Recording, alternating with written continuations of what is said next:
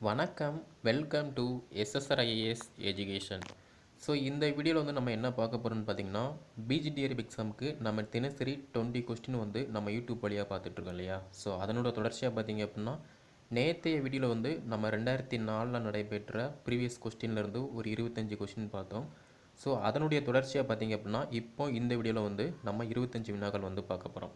Okay, so நீங்கள் PGTRB exam Tamil preparation பண்ணுறேன் அப்படின்னா கண்டிப்பாக இந்த வீடியோ வந்து ஸ்கிப் பண்ணாமல் லாஸ்ட் வர பாருங்கள். அது மட்டும் இல்லாமல் முடிஞ்ச அளவுக்கு இந்த கொஸ்டின்ஸ் எல்லாமே ஒரு தனியாக நோட்டு போட்டு எழுதி வச்சுக்கோங்க. ஓகேங்களா. ஸோ ஃபஸ்ட்டு கொஸ்டின் பாருங்கள். ஞானரதம் என்னும் நூலின் ஆசிரியர் பெயர் என்னன்னு பார்த்தீங்க அப்படின்னா பாரதியார். ஞானரதம் என்னும் நூலின் ஆசிரியர் பெயர் என்னன்னு பார்த்தீங்க அப்படின்னா பாரதியார். ஸோ ரெண்டாவது வினா பாருங்கள். விபுலானந்த அடிகள் எழுதிய நூல் எதுன்னு பார்த்தீங்க அப்படின்னா யாழ் நூல். விபுலானந்த அடிகள் எழுதிய நூல் எதுன்னு பார்த்தீங்க அப்படின்னா யாழ் நூல். அடுத்து மூணாவது வினா பாருங்கள். இளைஞர் இலக்கியம் இயற்றியவரை குறிப்பிடுக.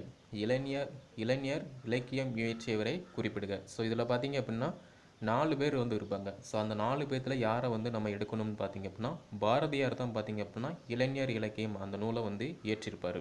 ஓகே, அடுத்து நாலாவது வினா பாருங்கள். கல்கியின் வரலாற்று புதினங்களில் பல்லவர்கள் பற்றியது எதுன்னு பார்த்தீங்க அப்படின்னா சிவகாமியின் சபதம் தான் பார்த்தீங்க அப்படின்னா கல்கியின் வரலாற்று புதினங்களில் வந்து பல்லவர்கள் பற்றியது.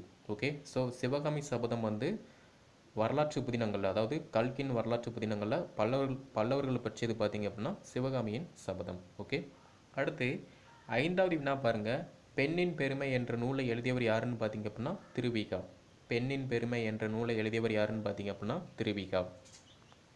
அடுத்து ஆறாவது வினா பாருங்க. சுதமதி என்ற பாத்திரம் இடம்பெற்ற காப்பியம் எதுன்னு பார்த்தீங்க அப்படின்னா மணிமேகலை. சுதமதி என்ற பாத்திரம் இடம்பெற்ற காப்பியம் எதுன்னு பார்த்தீங்க அப்படின்னா மணிமேகலை. இது வந்து மிக மிக முக்கியமான வினா. அடுத்து ஏழாவது வினா பாருங்க. அற்புத திருவந்தாதியின் ஆசிரியர் பெயரை குறிப்பிடுக. அற்புத திருவந்தாதியின் ஆசிரியர் பெயரை குறிப்பிடுக. ஸோ ஆசிரியர் வந்து யாருன்னு பார்த்தீங்க அப்படின்னா காரைக்கால் அம்மையார். ஓகேவா. ஸோ காரைக்கால் அம்மையார் தான் பார்த்தீங்க அப்படின்னா அற்புத திருவந்தாதியின் ஆசிரியர் வந்து ஆவார். அடுத்து எட்டாவது வினா பாருங்கள். கலம்பக உறுப்புகள் எத்தனைன்னு பார்த்தீங்க அப்படின்னா 18. கலம்பக உறுப்புகள் மொத்தம் 18. அடுத்து 9வது வினா பாருங்கள். ஊரோடு தோற்றமும் உரித்தன மொழிப என்ற தொல்காப்பிய வரிக்கு விளக்கமாக விளங்குவது எதுன்னு பார்த்தீங்க அப்படின்னா உலா.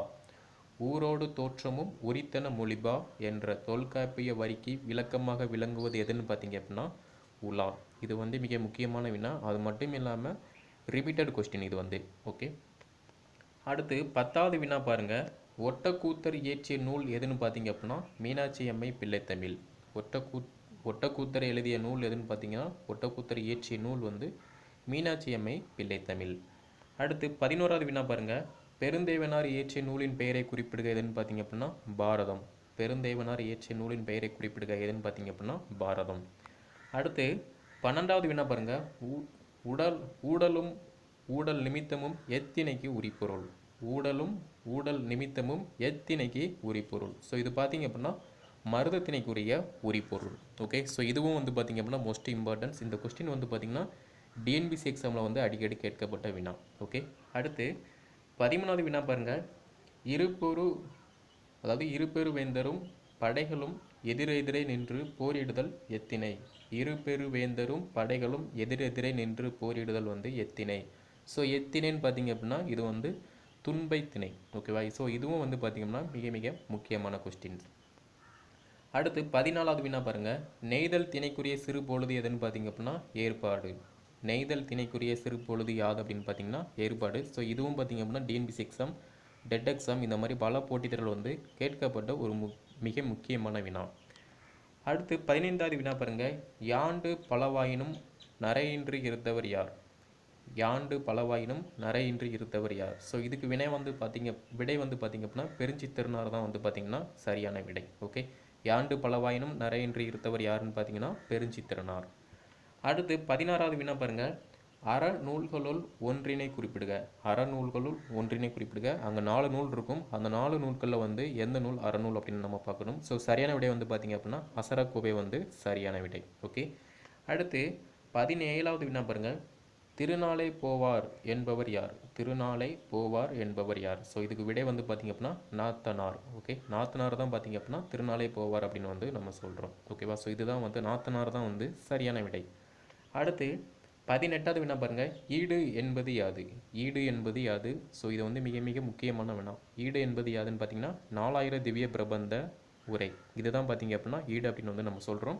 4000 திவ்ய பிரபந்த உரை தான் நம்ம ஈடு அப்படின்னு வந்து சொல்கிறோம். ஓகே, அடுத்து 19வது வினா பாருங்கள், தாண்டகவேந்தர் என்று அழைக்கப்படுவர் யாருன்னு பார்த்தீங்க அப்படின்னா அப்பர். ஸோ அப்பர் தான் பார்த்தீங்க அப்படின்னா தாண்டகவேந்தர் அப்படின்னு வந்து நம்ம அழைக்கிறோம். ஓகே, அடுத்து 20வது வினா பாருங்க, விருத்தப்பாவில் அமைந்த முதல் காப்பியம் எதுன்னு பார்த்தீங்க அப்படின்னா சீவக சிந்தாமணி. விருத்தப்பாவில் அமைந்த முதல் காப்பியம் எதுன்னு பார்த்தீங்க அப்படின்னா சீவக சிந்தாமணி. ஓகே, ஸோ இது வந்து மிக முக்கியமான வினா. அடுத்து 21வது வினா பாருங்க, 10 பாட்டில் அகத்திணை ஒழுக்கம் பற்றிய நூல்களுள் ஒன்று எதுன்னு பார்த்தீங்க அப்படின்னா பட்டினப்பாலை. 10 பாட்டில் அகத்திணை ஒழுக்கம் பற்றிய நூல்களுள் ஒன்று எதுன்னு பார்த்தீங்க அப்படின்னா பட்டினப்பாலை. இது வந்து மிக முக்கியமான வினா. அடுத்து 22வது வினா பாருங்க, குறுந்தொகையின் அடியளவு யாதுன்னு பார்த்தீங்க அப்படின்னா 4லிருந்து 8 அடி தான் பார்த்தீங்க அப்படின்னா குறுந்தொகையின் அடியளவு. ஓகேவா? ஸோ இது வந்து டிஎன்பிசி எக்ஸாம், போலீஸ் எக்ஸாம் இந்த மாதிரி பல போட்டித் தேர்வில் வந்து பார்த்தீங்கன்னா ரிப்பீட்டடாக கேட்கப்பட்ட வினா, மிக முக்கியமான வினா இது. குறுந்தொகையின் அடியளவு எதுன்னு பார்த்தீங்க அப்படின்னா 4லிருந்து 8. அடுத்து 23வது வினா பாருங்க, பதிற்றுப்பத்தில் கிடைக்காத இரு பத்துகள் எவை? பதிற்றுப்பத்தில் கிடைக்காத இரு பத்துக்கள் எவை? ஸோ பார்த்தீங்க அப்படின்னா 1லிருந்து 10 வரைக்கும் பார்த்தீங்க அப்படின்னா கிடைக்காத இரு பத்துக்கள் அப்படின்னு வந்து சொல்கிறோம். ஓகே, அப்போ பதிற்றுப்பத்தில் கிடைக்காத இரு பத்துகள் எவைன்னு பார்த்தீங்க அப்படின்னா 1லிருந்து 10. இது வந்து மிக முக்கியமான வினா. அடுத்து 24வது வினா பாருங்கள், பூம்புகார் பற்றிய செய்திகளை சிறப்பாக கூறும் சங்க கால நூல் எதுன்னு பார்த்தீங்க அப்படின்னா பட்டினப்பாலை. ஸோ பட்டினப்பாலை தான் பார்த்தீங்க அப்படின்னா பூம்புகாரை பற்றிய செய்திகளை வந்து சிறப்பாக கூறும் சங்க கால நூல் அப்படின்னு வந்து நம்ம சொல்கிறோம். ஸோ எந்த நூல்னு பார்த்தீங்கன்னா பட்டினப்பாலை தான் பார்த்தீங்க அப்படின்னா பூம்புகாரை பற்றி கூறிய சங்ககால நூல். ஓகே, ஸோ இது வந்து மிக மிக முக்கியமான வினா. அடுத்து 25வது வினா பாருங்கள், வையையை சிறப்பித்து கூறும் நூல் எதுன்னு பார்த்தீங்க அப்படின்னா பரிபாடல். வையையை சிறப்பித்து கூறும் நூல் எதுன்னு பார்த்தீங்க அப்படின்னா பரிபாடல். இது வந்து மிக மிக முக்கியமான வினா. ஓகேவா? ஸோ பரிபாடல் தான் பார்த்தீங்க அப்படின்னா வையையை வந்து சிறப்பித்து கூறக்கூடிய ஒரு நூலாகும் அப்படின்னு வந்து நம்ம சொல்கிறோம். ஓகே, ஸோ சரியான விடை வந்து பரிபாடல். இப்போ பார்த்தீங்க அப்படின்னா 25 வினாக்கள் வந்து இந்த வீடியோவில் பார்த்துருக்கோம்.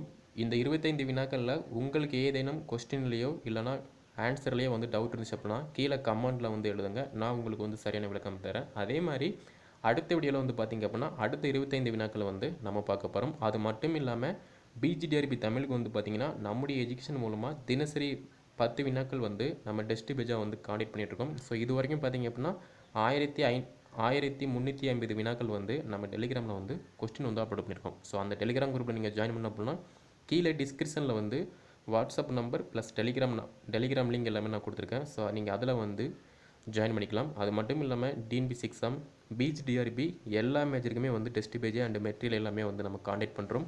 So TET exam, police exam, TRB and SSC, railway இந்த மாதிரி பல போட்டித்திற்கும் வந்து பார்த்திங்கன்னா ஆன்லைன் வழியாக நம்ம மெட்டீரியல் அண்ட் டெஸ்ட் சீரிஸ் எல்லாமே வந்து காண்டக்ட் பண்ணிகிட்ருக்கோம். ஓகே, ஸோ இந்த வீடியோ பிடிச்சிருந்துச்சு அப்படின்னா லைக் பண்ணுங்கள். மறக்காமல் இது மாதிரி மேலும் வினாக்கள் பெற நம்முடைய சேனல் வந்து சப்ஸ்கிரைப் பண்ணிக்கோங்க.